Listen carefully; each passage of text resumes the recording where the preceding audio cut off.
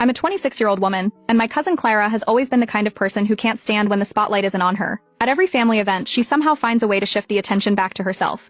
If someone is talking about a new job, suddenly she's had that job before and knows all about it. If someone starts a new hobby, Clara will loudly announce that she's been doing it for years, even if you know she just Googled it the night before. It's been like this for as long as I can remember, but most people just roll their eyes and let her carry on because it's easier than arguing. I've been with my boyfriend Daniel for 2 years now. He's nothing like the kind of guys Clara usually brings around. She always goes for flashy, loud, short-lived boyfriends who love the attention just as much as she does. Daniel is steady, kind, thoughtful, and he fits in with my family in a way that surprised even me. Everyone likes him. He helps clear the table without being asked, listens when my uncles ramble about fishing trips, and always remembers little details about people. My grandma adores him, but that attention he gets has never sat well with Clara. She'll toss out a flirty comment or nudge his arm when no one's looking, always under the disguise of a joke. But I've noticed. At Thanksgiving last year, Clara made one of those jokes louder than usual. While everyone was sitting around the table, she laughed and said that Daniel would make the perfect husband. People chuckled, thinking it was harmless, but the way she said it felt pointed. Daniel just smiled politely and didn't respond, but I caught the look in her eye. That was the first time I felt like her behavior might become more than just attention-seeking. A few weeks later, I started getting texts from relatives congratulating me on an engagement. Except, they weren't congratulating me. They were congratulating Clara. My phone kept lighting up with messages, and at first I thought it was some kind of mistake. But then my mom called, sounding half excited and half confused. She told me Clara had announced at brunch that she was engaged, but wouldn't say who the fiancé was. She made it into this big mystery. That alone was strange, but then another relative casually said to me, well, obviously she meant Daniel, right? Who else could it be? That line stopped me cold. My cousin, my own cousin, had apparently told the family she was engaged, and somehow people thought the man she was engaged to was my boyfriend. I remember just sitting there trying to process how ridiculous it sounded, until I asked Daniel about it. He was blindsided. He had no idea what I was talking about and thought I was joking at first. When he realized I was serious, he was just as shocked as I was. Not long after, Clara started posting pictures on social media of rings. Not professional photos or anything, just her hand with some costume jewelry that looked inexpensive and poorly made. She angled them to look like engagement photos, captioned them with vague things like "so lucky" and "forever starts now," but never once mentioned who the guy was. My family group chat lit up with people congratulating her. Some asked questions, but Clara dodged every one of them. She would just hint that her fiancé was someone everyone already knows and adores, which only made things worse. Every hint pointed straight at Daniel. Then the invitations came. Clara sent out texts inviting everyone to an intimate engagement dinner at a restaurant. The same restaurant Daniel had taken me to for my birthday just months before. That detail made it feel deliberate, like she wanted to twist the knife. I didn't want to go. The thought of sitting through a fake celebration built on a lie made me sick. But Daniel didn't agree. He told me we needed to go, that skipping it would only make it look like we were hiding something. He wanted to shut the whole thing down once and for all, so we agreed. We would walk in together, side by side, hand in hand, and face whatever Clara had planned. We didn't know what was waiting for us at that dinner, but one thing was certain. The lie couldn't go on forever. When the night of the dinner came, Daniel parked the car right outside the restaurant. It was one of those places with soft lighting spilling onto the sidewalk, candles already glowing through the windows. The moment we stepped out, hand in hand, I could feel eyes on us before we even walked through the doors. A couple of relatives were gathered in the entryway, and their expressions shifted instantly when they saw us together. One of my cousins actually blinked like he was trying to make sure he wasn't seeing things. Inside, the restaurant was buzzing. The staff moved quickly between tables, balancing trays of drinks and plates. Clara had picked a long dining room with a row of tables pushed together to fit everyone. Right at the end, where the best view of the room was, sat Clara. She was dressed in a white cocktail dress that looked one shade away from a wedding gown. A wide grin plastered across her face as she leaned toward the guests around her.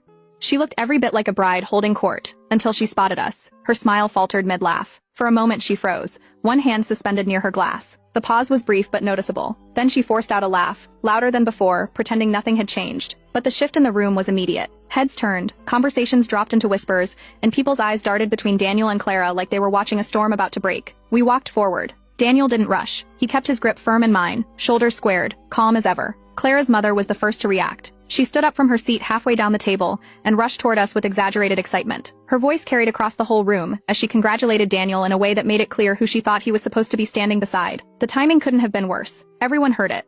Daniel didn't flinch. He waited until the room quieted, and then, in a steady voice that carried without needing to be loud, he introduced himself as my boyfriend of 2 years. There was no anger in his tone, no raised voice, just clear words that landed heavily in the silence. The effect was instant. The chatter stopped. A few glasses clinked against plates as people set them down too quickly. Across the table, Clara's hand was resting on the surface, and that's when I noticed her ring. It wasn't subtle. She kept adjusting her fingers, angling the light so it caught on the cheap, shiny band. It didn't look like an engagement ring. It looked like something bought last minute from a fast fashion store, slightly too big for her hand. The stone wobbled as she fidgeted with it. One of my uncles broke the silence without meaning to. His voice carried from a few seats away, asking who exactly the fiancé was supposed to be. The question rippled down the table. Heads turned. People shifted uncomfortably in their chairs. Clara's grin faltered again. She laughed nervously and muttered something about her real fiancé being delayed at work. She didn't even try to give details. A few cousins exchanged looks. One of them raised an eyebrow, another leaned back with arms crossed. They didn't say anything, but the skepticism was plain. No one outright challenged her, but the silence that followed was louder than words. Daniel guided me toward two empty chairs placed directly across from Clara at the head of the table. He pulled mine out first, letting me sit before he took his. From where we sat, Clara couldn't avoid looking at us. Every time her eyes drifted to Daniel, she caught sight of me beside him. The waiter came around then, setting down glasses of champagne for a toast. Only half the table lifted their glasses. The rest hesitated, their eyes bouncing between Clara and the empty space where her supposed fiancé was supposed to sit. The clinking was uneven, the energy strained. Clara's father stepped in, trying to patch the cracks. He leaned forward and asked when the wedding would be taking place. The question caught Clara mid-sip, and she almost spilled her drink before blurting out a date 6 months away. It was quick, almost too quick, like she'd been holding a backup excuse ready. But then someone asked where the venue was, and her face tightened. She stumbled over her words, naming a place that didn't even make sense for the size of the family. Another cousin pressed for details, and she dodged the questions by waving her hand and laughing about working out the kinks. I stayed quiet for most of it, watching the room unravel around her. At one point, I leaned toward Daniel and mentioned a trip we had taken together, describing the restaurant we'd been to, and how Daniel had insisted on ordering dessert even though we were full. The memory slipped naturally into the conversation, but it wasn't just for the story. It was a reminder to everyone listening of the history Daniel and I actually had together. Clara heard it too. Her hand tightened around her champagne glass until her knuckles turned pale. The rest of the night unfolded under that heavy tension. The clink of cutlery against plates sounded louder than normal. Conversations broke into small clusters, some people whispering at one end of the table while others stared openly at Clara's empty chair beside her. She kept her smile plastered on, but it never reached her eyes again. Each question, each sideways glance chipped away at her performance. By dessert, the energy in the room had shifted completely. The celebration Clara tried to stage had turned into something else entirely. It was no longer about her engagement. It was about the giant hole in her story, the one she couldn't patch no matter how much she laughed or waved it off.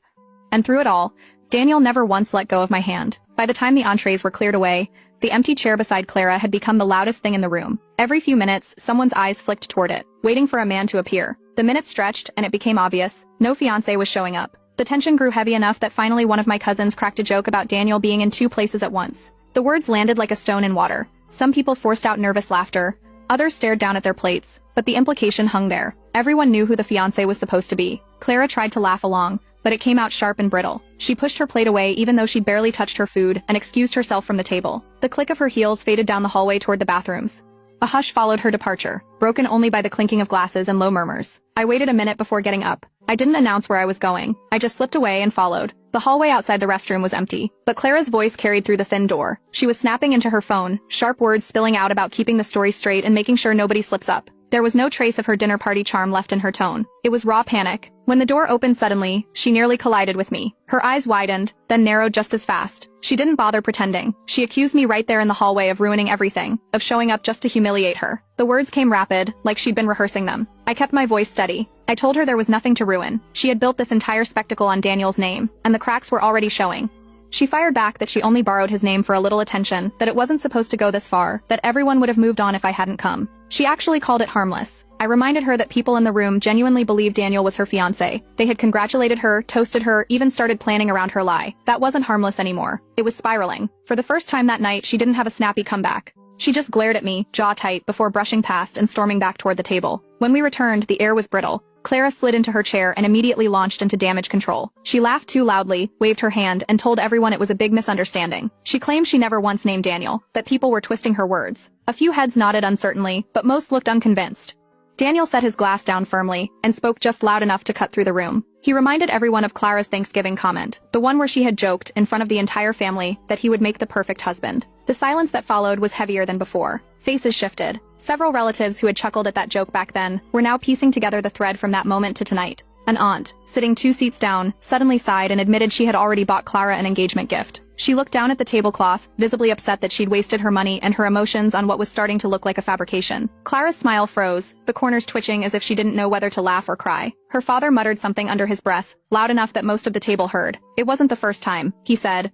Not the first time Clara had manufactured drama and dragged the family into it. His voice carried a mix of frustration and resignation. Across the table, Clara's siblings sat stone still, eyes downcast, cheeks flushed red. None of them jumped in to defend her. The evening unraveled from there. Conversation splintered into hushed tones. A couple of relatives pushed back their chairs and left quietly, murmuring about early mornings and long drives, though the discomfort was obvious. The clink of silverware dulled, laughter vanished, and all that remained was a heavy awkwardness. Clara kept trying to pull it back with forced stories and bright smiles, but no one was buying it anymore. When the check finally came, it was almost a relief. People scattered, leaving behind half-finished glasses and untouched plates. Clara lingered at the table, her hands tight around her phone, her face pale but still set in a brittle smile.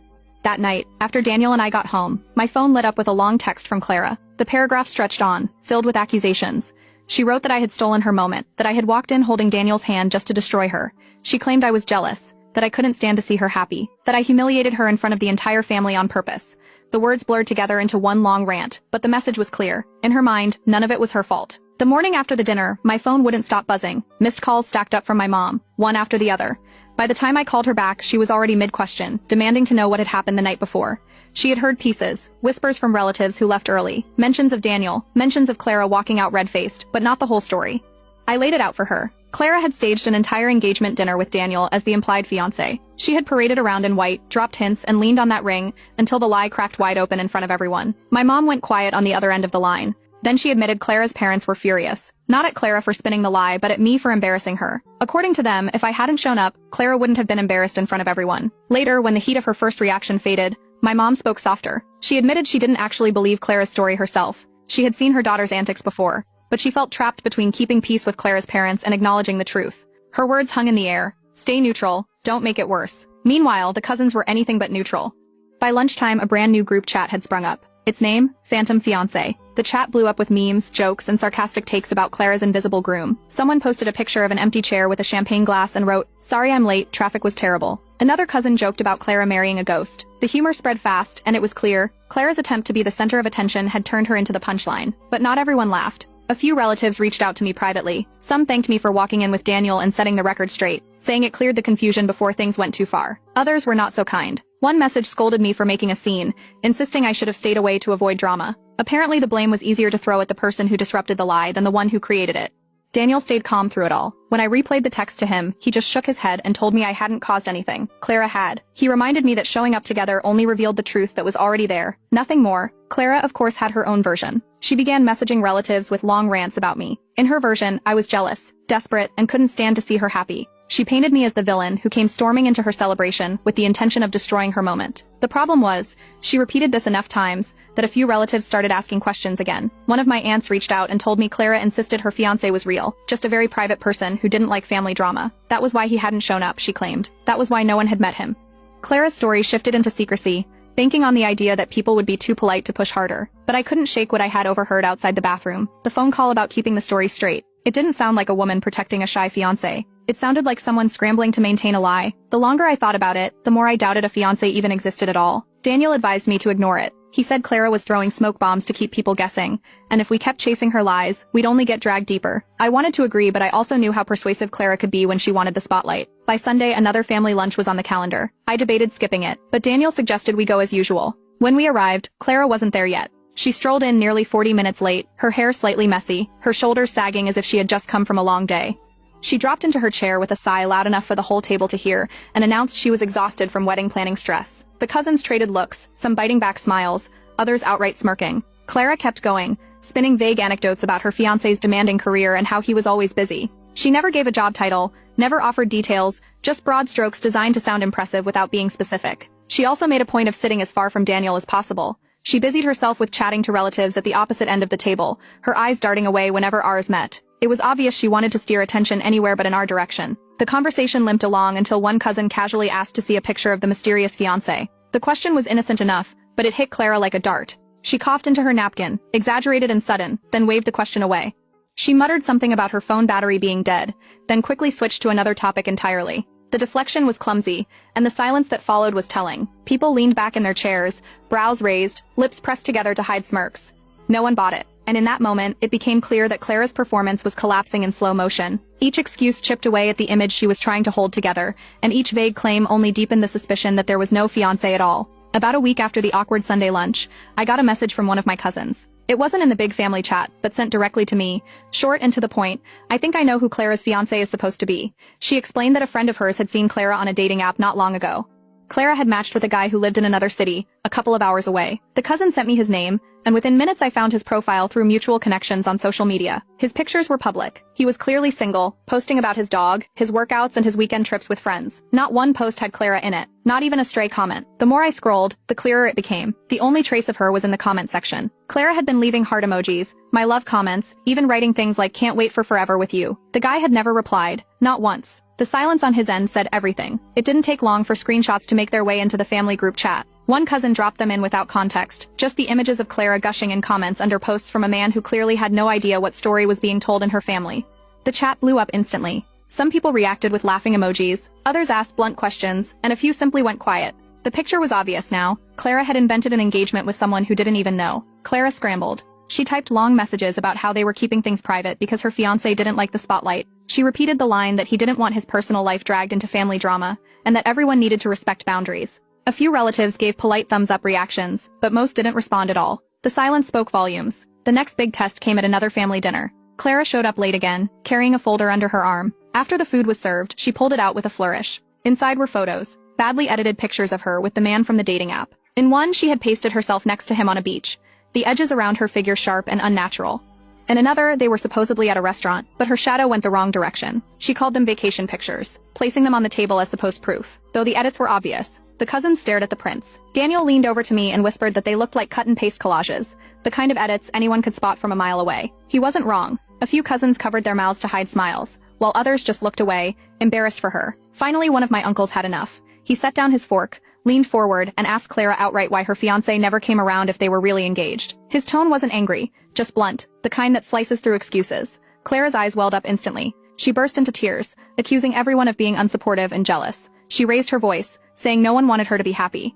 The mood in the room shifted. Where people once laughed nervously or humored her, now they just exchanged wary looks. The sympathy wasn't there anymore. The crying didn't draw the reaction she was hoping for. The exhaustion was written across everyone's faces. That night, after the dinner ended, Clara sent a long message to the entire group chat. She declared that she and her fiancé had decided to distance themselves from family events because of the toxic negativity. She ended it with a line about choosing happiness and protecting her relationship. A few relatives sent short replies wishing her well, but most ignored it. To me, it was obvious what she was doing. If she stopped showing up, she wouldn't have to keep proving the lie. With distance, maybe people would forget or stop asking questions. It was a stalling tactic. But a few days later, the plan backfired. The man himself messaged one of my cousins. He had somehow gotten wind of being linked to engagement posts, probably from mutuals who saw Clara's comments and connected the dots. His message was short and confused. He had no idea why Clara was claiming him, and he wanted it to stop. The cousin immediately shared his message in the group chat. It was the confirmation everyone needed. Clara had dragged a stranger into her story without his knowledge or consent. After that, things escalated. Clara's parents, who had been defending her loudly until now, suddenly went quiet. Within a day, they sent out a notice for a family meeting at their house. They wrote that it was important to clear the air and put an end to the drama before it tore the family apart. Everyone knew what it really was: damage control. The family meeting was set for a Saturday evening at Clara's parents' house. The invite had gone out to practically everyone: cousins, uncles, aunts, even family friends who had been pulled into the mess through the endless engagement talk. The wording of the message made it clear. They wanted this settled once and for all. Daniel and I debated going. I was tempted to stay out of it and let Clara talk herself into a corner, but Daniel reminded me that avoiding it would only give her more room to spin the story. So we drove over together. Clara was outside when we arrived. She was pacing in the driveway, her hair disheveled, mascara streaked down her cheeks. She clutched her phone like it was a lifeline, glancing at the screen every few seconds as though she was waiting for someone to call. When she saw us, her face crumpled even more, and she turned her back quickly, wiping at her eyes. It was obvious she was waiting for someone who was never going to show. Inside, the living room was already crowded. Chairs had been pulled in from the dining room, the couch was filled, and people lined the walls. The low hum of whispering cut off when Clara's father walked in. He cleared his throat and said they were gathered because the situation had gotten out of hand. His voice was calm but strained. He turned to Clara, urging her to explain herself. Clara took her spot near the fireplace, clutching tissues. For a moment she just cried softly, then finally began speaking. She said she had spoken too soon, that she had been misunderstood. She insisted she never meant to lie, that things had simply gotten blown out of proportion. She painted herself as overwhelmed, cornered by gossip. One of my aunts wasn't having it. She leaned forward in her chair and bluntly asked if Clara was engaged at all. Her voice cut through the excuses, pointing out how much confusion had been caused by Clara's announcement, her party, and her vague posts online. Clara's tears flowed harder. She claimed she had been celebrating her relationship, not an official engagement, and that people had twisted her excitement into something else. She held up her hands as if to say she was innocent, that the misunderstanding wasn't her fault. I spoke up then, calmly but firmly. I reminded everyone that Clara had hosted a full engagement dinner. She had dressed in white, flashed a ring, and given a toast. That wasn't a slip of the tongue. It was an entire staged event. The murmurs in the room grew louder, heads nodding. Then one cousin added fuel to the fire. He reminded everyone that the supposed fiancé had reached out privately, denying any involvement at all. He had never been part of Clara's story. The words landed like a hammer. Clara froze, her mouth opening and closing without sound. Her mother jumped in quickly, trying to soften the blow. She said Clara had been under stress, that the pressure of watching everyone else move forward in their lives had made her act out. She asked everyone to show compassion, but the room didn't buy it. Relatives exchanged looks of frustration. Some folded their arms, others shook their heads. Daniel stood then. His voice was steady, carrying across the room. He said Clara was not to use his name or connection to the family in her stories again. He said it clearly. No anger, just fact. Several relatives nodded in agreement, their support visible and immediate. That's when Clara snapped. Her tears turned into rage. She screamed that I had stolen Daniel from her, that I had destroyed her chance at happiness. Her words spilled fast and loud, accusing me of stepping into a role that should have been hers. The room went silent. Shock rippled through the family. No one had expected her to say it outright, but there it was, an open admission that she had considered Daniel hers, even though he had never shown her an ounce of interest. Clara's father dropped his head into his hands. Her siblings sat stiffly, their eyes fixed on the floor. The rest of the family just stared, caught between disbelief and discomfort. Without warning, Clara bolted. She shoved past the crowd, ran out the door, and disappeared into the night. The slam of the door echoed through the house, leaving everyone stunned in her wake. For the first time, the entire family was forced to confront the truth, not just about her lie, but about the depth of her fiscation. After Clara stormed out of the family meeting, the room stayed frozen for a few moments. No one moved, no one spoke, until finally the quiet cracked into overlapping voices. Aunts and uncles began talking at once, venting frustrations that had clearly been bottled up for years. They listed off past stunts, moments when Clara had exaggerated, stirred drama, or twisted stories until the rest of the family was left cleaning up the fallout. The anger wasn't just about last night, it was about the years of enabling her behavior. Clara's father rubbed his face with both hands before finally speaking. His voice was heavy, admitting that the lies had gone too far. He said the family had always brushed things off, excusing Clara as dramatic, letting her antics slide to avoid conflict. But this, he said, had reached a point where no one could deny the damage anymore. Heads around the room nodded in agreement. The conversation turned from venting to decision-making. Relatives agreed that unless Clara came forward honestly and took responsibility, they weren't going to entertain her stories anymore. No more humoring her, no more pretending for the sake of peace. The line had to be drawn. Daniel stood then, steady as always. His voice was calm but carried weight. He reminded everyone that this wasn't just an embarrassing spectacle. It had been a direct violation of our relationship. Clara had used his name, his presence, and tied him into a false story that risked his reputation. The family listened closely, his words settling into the room like an anchor. One cousin suggested that boundaries were the only way forward. Until Clara showed honesty, she would be kept at a distance. The idea spread quickly, heads nodding, murmurs of agreement rising from all corners of the room. The decision wasn't official, but it was clear. The family was tired of being dragged into Clara's drama. The days that followed were quiet in comparison. The once busy family group chat slowed to a crawl. No ring pictures, no vague my love posts, no dramatic updates from Clara. And for the first time in a long while, no one was chasing her down for explanations. Instead, I started getting private messages from cousins. They thanked me for standing firm at the dinner, for walking in with Daniel, for not letting Clara's version of the story go unchallenged.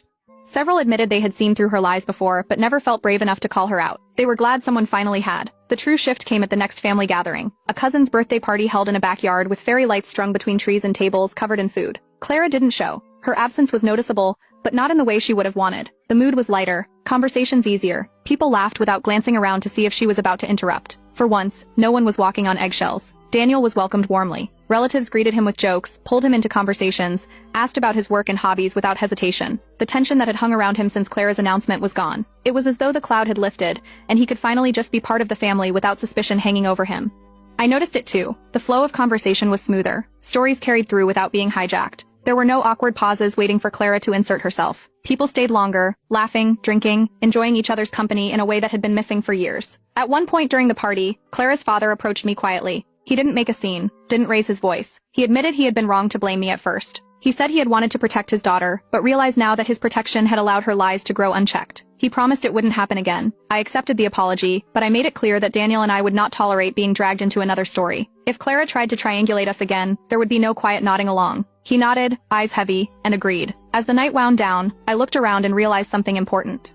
The family wasn't fractured. They were moving on. With Clara absent, the rest of us were able to connect without the constant pull of her theatrics. It felt like genuine closure, not because she had confessed, but because everyone else had finally stopped playing along. Months later, Daniel proposed. It wasn't a spectacle, just the two of us on a quiet evening. But when the news spread through the family, the response was overwhelming. The celebration that followed was filled with joy, laughter, and sincerity. No whispers about stolen fiancés, no shadow of Clara's games, just real support, genuine excitement, and happiness shared without doubt. And for the first time, the spotlight was on something true.